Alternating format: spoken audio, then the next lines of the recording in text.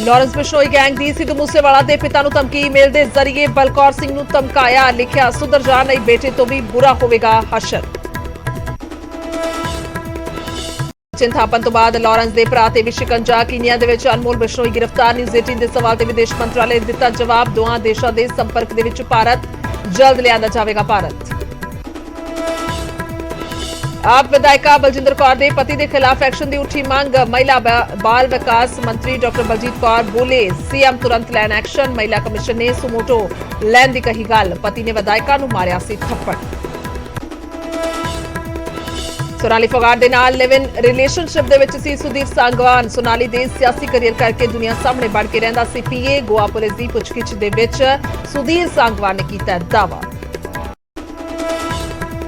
Excise policy ते चुके जा रहे सवालों के विचाले वित्त मंत्री का विरोधियों नूं करारा जवाब। हरपाल चीमा बोले कांग्रेस सरकार दे विच सी शराब माफिया। असीं सूबे चों खत्म कीता है माफिया राज। पंजाब दे विच निजी जमीनां दी पछाण कर खड्डां दे विचों दित्ती जावेगी प्रवानगी। जिला माइनिंग दफ्तरां दे विच अर्जियां दे सकदे ने जमीन मालक। मंत्री हरजोत बैंस बोले सरकार दे फैसले दे नाल लोकां नूं सस्ते भाਅ ते मिलेगा रेता बजरी। गौरव यादव ही बने रहेंगे पंजाब के डीजीपी। वीके पावरा नूं पंजाब पुलिस हाउसिंग कारपोरेशन का सीएमडी नियुक्त करने की तैयारी च सरकार। 2 महीने की छुट्टी तो बाद परत रहे ने पावरा। प्रधानमंत्री नूं चिट्ठी लिखण तो बाद अज मीटिंग करन जा रही श्रोमणी कमेटी। बंदी सिखां दी रिहाई के मसले ते कड़ेगी रणनीति। दोपहर 12 बजे तेजा सिंह समुद्री हाल दे विच होणगीआं विचारां। तरनताਰਨ ਦੀ ਚਰਚ ਦੇ ਵਿੱਚ ਪੰਤੋੜ ਦੇ ਮਾਮਲੇ 'ਚ ਪੁਲਿਸ ਦੀ ਤਾਬੜਤੋੜ ਛਾਪੇਮਾਰੀ ਜਾਰੀ। ਕਈ ਲੋਕਾਂ ਨੂੰ ਹਿਰਾਸਤ ਦੇ ਵਿੱਚ ਲੈ ਕੇ ਕੀਤੀ ਜਾ ਰਹੀ ਪੁੱਛਗਿੱਛ। ਮਸੀਹ ਭਾਈਚਾਰਾ ਇਨਸਾਫ ਦੇ ਲਈ ਕੱਢੇਗਾ ਕੈਂਡਲ ਮਾਰਚ। ਅੱਜ ਕਾਂਗਰਸ ਦਾ ਵਫਦ ਕਰੇਗਾ ਚਰਚ ਦਾ ਦੌਰਾ। ਹਾਈ ਕੋਰਟ ਨੇ 12 ਸਾਲ ਦੀ ਭਤੀਜੀ ਦੇ ਨਾਲ ਦੁਸ਼ਕਰਮ ਦੇ ਦੋਸ਼ੀ ਚਾਚੇ ਦੀ ਉਮਰ ਕੈਦ ਰੱਖੀ ਬਰਕਰਾਰ। ਕਿ ਅੱਜ ਇਹ ਦੋਸ਼ੀ ਤੋਂ ਸਮਾਜ ਨੂੰ ਖਤਰਾ ਰਹਿਣ ਦਾ ਨਹੀਂ ਹੱਕਦਾਰ। पटियाला दी लीला भवन मार्केट दे विच आपस च भिड़ियां 2 धिरां हथियारां ते डंडियां दे नाल एक दूजे ते कीता हमला। कईयां नूं लगियां सट्टां। बाबे नानक दे विआह पुरब दियां रौनकां। अज सुल्तानपुर लोधी तो चल के बटाला पहुंचेगी बरात। हज़ारां दी गिनती दे विच संगत बनेगी बरात।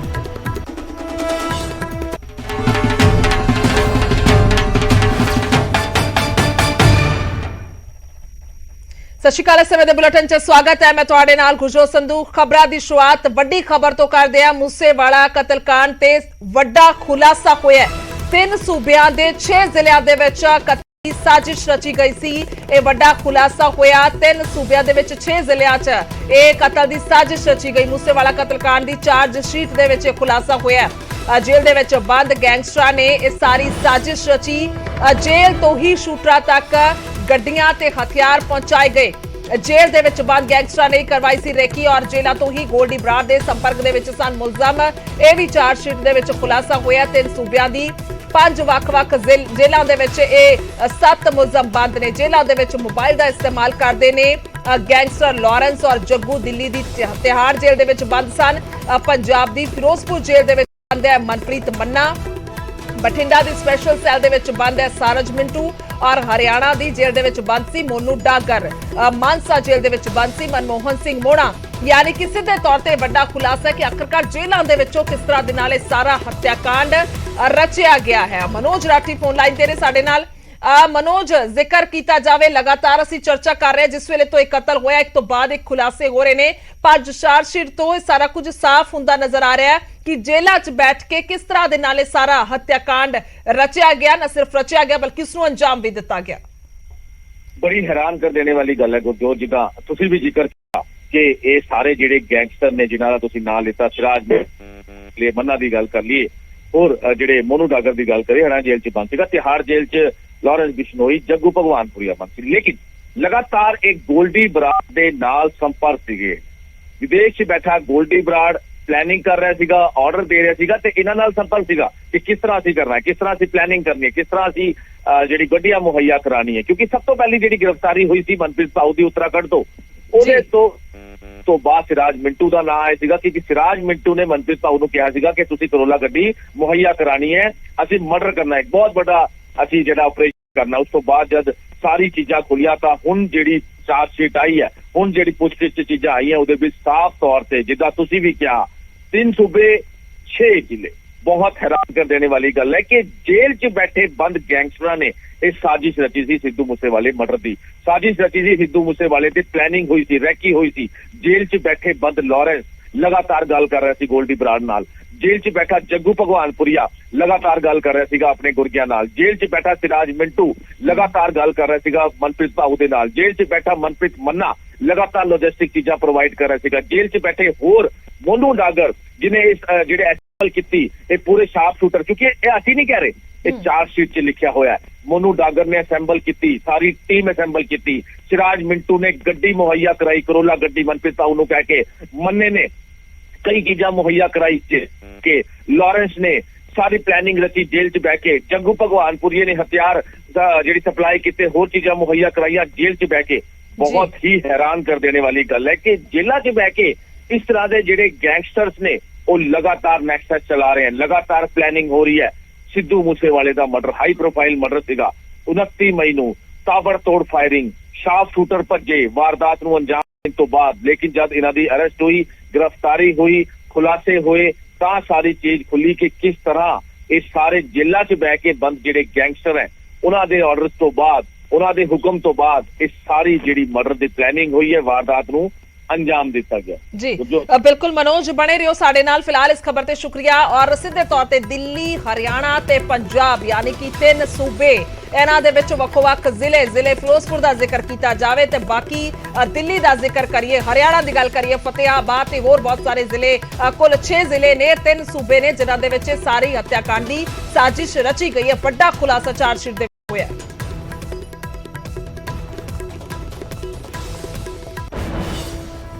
ਤਾਂ ਮੂਸੇਵਾਲਾ ਕਤਲकांड ਦੀ ਚਾਰਜਸ਼ੀਟ ਦੇ ਵਿੱਚ ਹਥਿਆਰਾਂ ਤੇ ਫੰਡਿੰਗ ਦਾ ਕੋਈ ਜ਼ਿਕਰ ਨਹੀਂ ਹੈ। ਇਸ ਨੂੰ ਲੈ ਕੇ ਵੀ ਵੱਡੀ ਖਬਰ ਹੈ। ਸ਼ੂਟਰਾਂ ਦੇ ਕੋਲ ਹਥਿਆਰ ਕਿੱਥੋਂ ਆਏ ਨੇ, ਇਸ ਬਾਰੇ ਕੋਈ ਖੁਲਾਸਾ ਨਹੀਂ ਹੈ। ਸ਼ੂਟਰਾਂ ਨੇ AK-47 ਹੈਂਡ ਗ੍ਰੇਨੇਡ ਦਾ ਇਸਤੇਮਾਲ ਕੀਤਾ ਸੀ। ਹਥਿਆਰਾਂ ਦੇ ਸਰਹੱਦ ਦੇ ਪਾਰੋਂ ਆਉਣ ਦੀ ਵੀ ਸੰਭਾਵਨਾ ਤੋਂ ਇਨਕਾਰ ਨਹੀਂ ਕੀਤਾ ਜਾ ਰਿਹਾ। ਮੂਸੇਵਾਲਾ ਕਤਲकांड ਦੇ ਵਿੱਚ ਇਸਤੇਮਾਲ ਹਥਿਆਰ ਕਿੱਥੋਂ ਆਏ ਨੇ, ਪਰ ਸਵਾਲ ਹੈ ਕਤਲ ਦੇ ਲਈ ਕਿਸਨੇ ਫੰਡਿੰਗ ਕੀਤੀ ਸੀ। ਹਾਲਾਂਕਿ 2 ਵੱਡੇ ਨਾਂ, एक ਤਾਂ जेल च विच बैठा है लॉरेंस बिश्नोई, तो दूसरा गोल्डी बराड़ ते सीधे तौर पर जेकर गल की जाए तो लगातार चर्चावां ने कि उसके वालों ही सारा ये मुहैया कराया गया। उसके लिए जिम्मेवारी जी है वो सचिन नूं दित्ती गई। इस तो इलावा अनमोल बिश्नोई का जिक्र आउंदा है। उन्हां दे जिहड़े सज्जे खब्बे कह सकते हैं कि सज्जे हथ खब्बे हथ उन्हां नूं सारियां जिम्मेवारियां दित्तियां गईयां। पर अहम सवाल है, मनोज राठी ने साडे नाल फोन लाइन ते। मनोज, बहुत अहम सवाल है, चार्जशीट दे विच जिक्र नहीं है कि हथियार कित्थों आए ने, किसने मुहैया कराए ने। AK-47 का जिक्र किया जाए या बाकी हथियार, क्योंकि जेडे AK-47 या बाकी हथियार मन्नू कुसा और जगरूप रूपा दे कोल सीगे तां पुलिस ने दस्सिया कि ओहियो हथियार सी। एक बार जरूर ओ जिक्र करांगे जदों यूपी तो जानकारी आउंदी है कि ਜਿਹੜੀ ਹੈ ਉਹ ਪਿਸਟਲ ਲਈ ਗਈ ਆ, ਫਿਰ ਉੱਥੋਂ AK-47 ਲੱਖਾਂ ਦੀ ਲਈ ਗਈ। ਕੀ ਉਸ ਦਾ ਜ਼ਿਕਰ ਨਹੀਂ ਕੀਤਾ ਗਿਆ? ਜੇਕਰ ਉਹ ਚਰਚਾ ਸੀ ਕਿ ਉਹ ਸਹੀ ਨਹੀਂ ਹੈ ਜਾਣਕਾਰੀ। ਦੇਖੋ ਗੁਰਜੋਤ, ਇਹਦੇ ਵਿੱਚ ਬਿਲਕੁਲ ਜਿਹਦਾ ਤੁਸੀਂ ਜ਼ਿਕਰ ਕੀਤਾ ਕਿ ਸਾਰੀ ਵਾਰਦਾਤ ਨੂੰ ਅੰਜਾਮ ਦਿੱਤਾ, ਕਈ ਸ਼ਾਰਪ ਸ਼ੂਟਰ ਦੇ ਵਿੱਚ ਅਰੈਸਟ ਹੋਏ। ਲਾਰੈਂਸ ਬਿਸ਼ਨੋਈ ਦਾ ਨਾਲ ਹੋਰ ਜਿਹੜਾ ਗੋਲਡੀ ਬਰਾੜ ਵਿਦੇਸ਼ 'ਚ ਬਹਿ ਕੇ। ਹਾਲਾਂਕਿ ਹੁਣ ਫੰਡਿੰਗ ਕਿੱਥੋਂ ਹੋਈ ਹੈ, ਉਸ ਤੋਂ ਇਲਾਵਾ ਹਥਿਆਰ ਕਿੱਥੋਂ ਆਏ, ਇੱਕ ਬਹੁਤ ਵੱਡਾ ਸਵਾਲ ਹੈ। ਕਿਉਂਕਿ AK-47 ਦੇ ਨਾਲ 9mm ਦੀ ਪਿਸਟਲ ਬਹੁਤ ਜ਼ਿਆਦਾ ਯੂਜ਼ ਹੋਈ ਹੈ, ਜਿੰਦਾ ਕਾਰਤੂਸ ਬਹੁਤ ਜ਼ਿਆਦਾ ਇਹਦੇ ਇਸ ਪੂਰੀ ਵਾਰਦਾਤ 'ਚ ਯੂਜ਼ ਹੋਏ। ਕਿਉਂਕਿ ਇੱਕ ਸ਼ਾਰਪ ਸ਼ੂਟਰ ਕੋਲ 2-3 ਹਥਿਆਰ ਸੀਗੇ। ਮਤਲਬ ਕਹਿ ਸਕਦੇ ਹਾਂ ਕਿ ਮੋਡਿਊਲ ਜਿਹੜਾ ਹੈਗਾ ਉਹ ਪੂਰਾ ਤਿਆਰ ਕੀਤਾ ਹੋਇਆ ਸੀਗਾ। ਕਿਸ ਤਰ੍ਹਾਂ ਸੀ ਪਹਿਲਾਂ ਵੀ ਜ਼ਿਕਰ ਕੀਤਾ ਸੀ। ਲੇਕਿਨ ਹੁਣ ਬੜੀ ਹੈਰਾਨ ਕਰ ਦੇਣ ਵਾਲੀ ਗੱਲ ਹੈ ਕਿ ਚਾਰਜਸ਼ੀਟ 'ਚ ਹਥਿਆਰ ਕਿੱਥੋਂ ਆਏ, ਕਿਹਨੇ ਮੁਹੱਈਆ ਕਰਾਏ, ਫੰਡਿੰਗ ਕਿੱਥੋਂ ਹੋਈ, ਕਿਹਨੇ ਮੁਹੱਈਆ ਕਰਾਈ, ਇਸ ਚੀਜ਼ ਦਾ ਜ਼ਿਕਰ ਹੀ ਨਹੀਂ ਹੈਗਾ। ਕਿਉਂਕਿ ਇਹਦੇ 'ਚ ਬਿਲਕੁਲ ਇਨਕਾਰ ਨਹੀਂ ਕਿਹਾ ਜਾ ਸਕਦਾ ਕਿ ਜਿਹੜੇ ਵੀ ਹਥਿਆਰਾਂ ਦੀ ਸਪਲਾਈ ਹੈ ਉਹ ਬਾਹਰੋਂ ਆਤੰਕੀ ਜਿਹੜੇ ਰਿੰਦਾ, ਕਿਉਂਕਿ ਰਿੰਦਾ ਦਾ ਕਨੈਕਸ਼ਨ ਲਗਾਤਾਰ ਸਾਹਮਣੇ ਆ ਰਿਹਾ, ਲਗਾਤਾਰ ਸਾਹਮਣੇ ਜਾਂਚ ਦਾ ਵਿਸ਼ਾ ਹੈ। ਇਹ ਲਗਾਤਾਰ ਪੁਲਿਸ ਇਨਵੈਸਟੀਗੇਸ਼ਨ ਕਰ ਰਹੀ ਹੈ ਕਿ ਰਿੰਦਾ ਦਾ ਕਨੈਕਸ਼ਨ ਕੀ ਹੈ। ਕਿਉਂਕਿ ਜਿਹੜੇ ਸੋਰਸਿਸ ਦੱਸ ਰਹੇ ਕਿ ਜਿਹੜੇ ਹਥਿਆਰਾਂ ਦੀ ਸਪਲਾਈ ਹੋਈ ਹੈ ਉਹ ਕਿਤੇ ਨਾ ਕਿਤੇ ਬਾਹਰ ਕ੍ਰਾਸ ਬਾਰਡਰ ਹੋਈ ਹੈ। ਇਹਦਾ ਹਾਲਾਂਕਿ ਅਜੇ ਇਹਦੀ ਪੁਸ਼ਟੀ ਪੁਲਿਸ ਨੇ ਨਹੀਂ ਕੀਤੀ ਹੈ, ਇਹ ਵੀ ਇਨਵੈਸਟੀਗੇਸ਼ਨ ਦਾ ਪਾਰਟ ਹੈ। ਲੇਕਿਨ ਇਹਦੇ ਚਾਰਜਸ਼ੀਟ 'ਚ ਨਾ ਹਥਿਆਰਾਂ ਦਾ ਜ਼ਿਕਰ ਹੋਇਆ ਹੈ, ਨਾ ਫੰਡਿੰਗ ਦਾ ਜ਼ਿਕਰ ਹੋਇਆ ਹੈ। ਲਗਾਤਾਰ ਇਹ ਗੱਲ ਕੀਤੀ ਜਾ ਰਹੀ ਹੈ ਕਿਉਂਕਿ ਪਹਿਲਾਂ ਵੀ ਅਸੀਂ ਜ਼ਿਕਰ ਕੀਤਾ ਸੀਗਾ ਕਿ ਲਾਲਚ ਦਿੱਤਾ ਗਿਆ ਸੀ ਗੋਲਡੀ ਬਰਾੜ ਵੱਲੋਂ। ਅੰਕਿਤ ਸਿਰਸਾ ਨੇ ਜਿਹੜਾ ਖੁਲਾਸਾ ਕੀਤਾ ਸੀਗਾ, ਮੈਨੂੰ ਕਿਹਾ ਸੀਗਾ ਕਿ ਇੰਨੇ ਪੈਸੇ ਮੈਂ ਦਊਂਗਾ, ਤੁਸੀਂ ਐਸ਼ ਕਰੋਗੇ, ਤੁਸੀਂ ਇੰਜੋਏ ਕਰੋਗੇ, ਸਾਰੇ ਤੁਹਾਡੇ ਤੋਂ ਡਰਾਂਗੇ, ਲੇਕਿਨ ਕਿਸੇ ਤਰ੍ਹਾਂ ਦਾ ਕੋਈ ਪੈਸਾ ਨਹੀਂ ਮਿਲਿਆ। ਇਹ ਅੰਕਿਤ ਸਿਰਸਾ ਨੇ ਪੁੱਛ ਕੇ ਦੱਸਿਆ ਸੀਗਾ। ਉਸ ਤੋਂ ਇਲਾਵਾ ਹੋਰ ਵੀ ਜਿਹੜੇ ਦੂਜੇ ਸ਼ਾਰਪ ਸ਼ੂਟਰ ਹੈ ਉਹਨਾਂ ਵੱਲੋਂ ਵੀ ਜਾਣਕਾਰੀ ਦਿੱਤੀ ਗਈ ਸੀ ਸਾਨੂੰ ਪੈਸਾ ਨਹੀਂ ਮਿਲਿਆ। ਲੇਕਿਨ ਫਾਇਰਿੰਗ ਜਿਹੜੀ ਵੀ ਰਹਿਣ ਦੀ ਉਹਨਾਂ ਦੀ ਮੁਹੱਈਆ ਹੋਰ ਵੀ ਚੀਜ਼ਾਂ ਹੋਈਆਂ, ਖਾਣ ਦੀ, ਗੱਡੀਆਂ ਦੀ, ਉਹ ਕਿਹਨੇ ਕੀਤੀ ਹੈ, ਕਿੱਥੋਂ ਆਈ ਹੈ?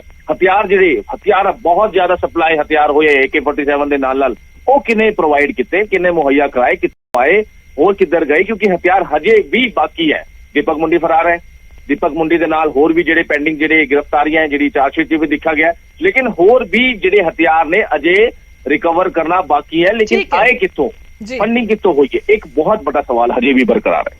ਬਿਲਕੁਲ ਮਨੋਜ, ਧੰਨਵਾਦ ਹੈ तमाम ਜਾਣਕਾਰੀ ਦੇ ਲਈ। ਤਾਂ ਇੱਕ ਤੋਂ ਬਾਅਦ ਇੱਕ ਜਿੱਥੇ ਖੁਲਾਸੇ ਨੇ ਤਾਂ ਉਤੋਂ ਇੱਕ ਤੋਂ ਬਾਅਦ ਇੱਕ ਸਸਪੈਂਸ ਵੀ ਹੈ, ਯਾਨੀ ਕਿ ਇਹ ਚਾਰਜਸ਼ੀਟ ਦੇ ਵਿੱਚ ਦਾਖਲ ਨਹੀਂ ਹੈ, ਦਰਜ ਨਹੀਂ ਹੈ ਕਿ ਆਖਰਕਾਰ ਕਿੱਥੋਂ ਫੰਡਿੰਗ ਹੋਈ ਹੈ, ਪਰ ਜ਼ਿਕਰ ਲਗਾਤਾਰ ਹੋਇਆ ਹੈ ਕਿ ਅਸੀਂ ਪੈਸਿਆਂ ਦੇ ਲਈ ਨਹੀਂ ਕਤਲ ਕੀਤਾ, ਨਾ ਹੀ ਕਿਸੇ ਨੇ ਪੈਸੇ ਲਏ ਨੇ, ਪਰ ਸ਼ਾਰਪ ਸ਼ੂਟਰ ਇਹ ਕਹਿੰਦੇ ਹੋਏ ਨਜ਼ਰ ਆਏ ਨੇ ਕਿ ਸਾਨੂੰ ਪੈਸੇ ਕਹਿ ਕੇ ਨਹੀਂ ਦਿੱਤੇ ਗਏ।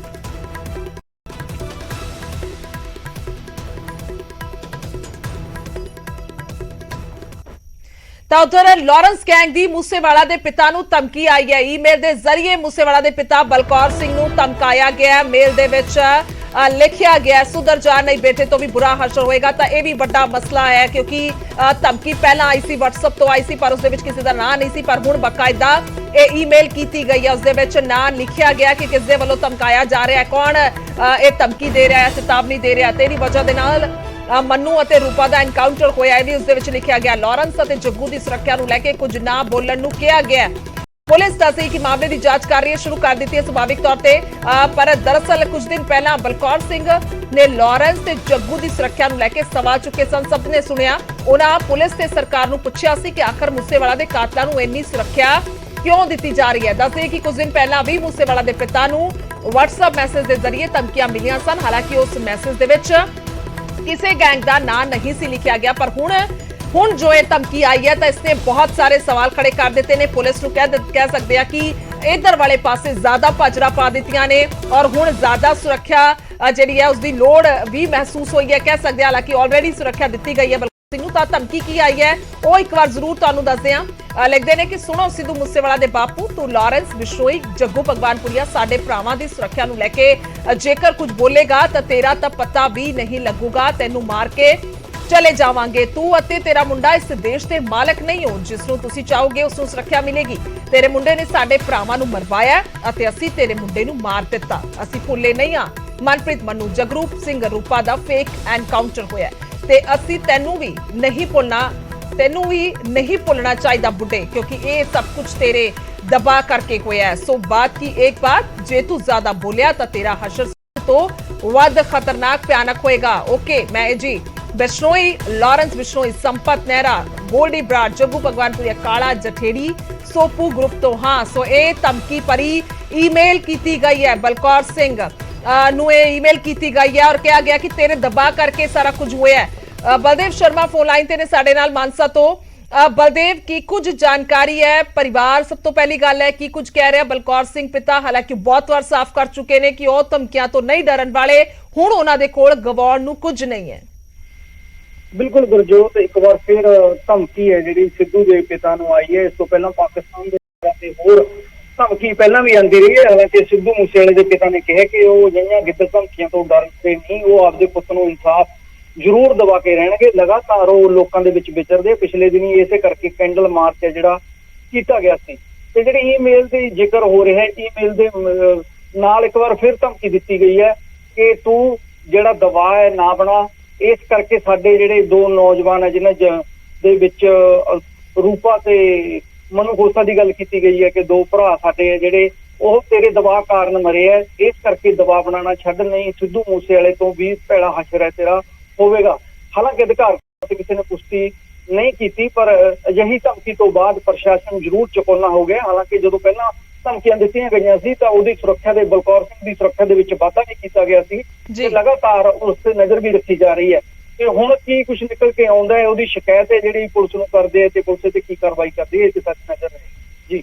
ਠੀਕ ਹੈ ਬਲਦੇਵ, ਧੰਨਵਾਦ ਹੈ तमाम ਜਾਣਕਾਰੀ ਦੇ ਲਈ। ਤਾਂ ਚੌਕਸੀ ਹੋਰ ਵੱਧ ਗਈ ਹੈ, ਵਧਾ ਦਿੱਤੀ ਗਈ ਹੈ। ਪਹਿਲਾਂ ਵੀ ਵਧਾਈ ਗਈ ਸੀ, ਸੁਰੱਖਿਆ ਹੋ ਸਕਦਾ ਹੋਰ ਵਧਾਈ ਗਈ ਹੋਏ ਕਿਉਂਕਿ ਪਹਿਲਾਂ ਵੀ ਵਧਾਈ ਗਈ ਸੀ ਜਿਸ ਤਰ੍ਹਾਂ ਦੇ ਨਾਲ ਧਮਕੀਆਂ ਮਿਲੀਆਂ ਨੇ। ਤਾਂ ਹੁਣ ਇਹ ਵੀ ਅਹਿਮ ਮਸਲਾ ਹੈ।